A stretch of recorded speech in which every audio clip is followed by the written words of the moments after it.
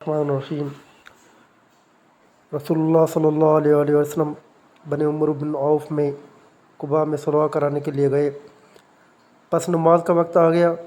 مؤذن حضرت بلال رضی اللہ تعالیٰ عنہ نے حضرت ابوبکر صدیق رضی اللہ تعالیٰ عنہ سے آ کر کہا کہ کیا آپ نماز پڑھائیں گے؟ میں تکبیر کہوں۔ ابوبکر رضی اللہ تعالیٰ عنہ نے فرمایا کہ ہاں۔ چنانچہ ابوبکر صدیق رضی اللہ تعالیٰ عنہ نے نماز شروع کر دی۔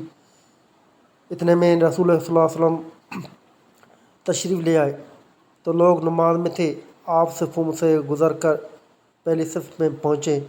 لوگوں نے ایک ہاتھ کو دوسرے پر مارا تاکہ حضرت ابوبکر صدیق رضی اللہ تعالیٰ عنہ صلی اللہ علیہ وسلم کی آمد پر آگاہ ہو جائیں، لیکن ابوبکر صدیق رضی اللہ تعالیٰ عنہ نماز میں کسی طرف توجہ نہ دیتے تھے۔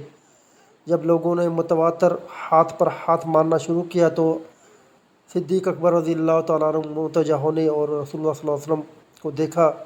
آپ نے اشارے سے انہیں اپنی جگہ رہنے کے لیے کہا کہ آپ نماز پڑھائی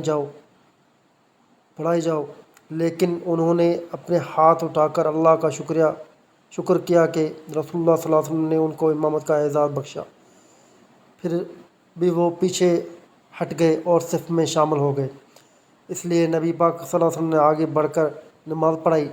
نماز سے فارغ ہو کر آپ نے فرمایا کہ ابوبکر، جب میں نے آپ کو حکم دے دیا تھا پھر آپ ثابت قدم کیوں نہ رہے؟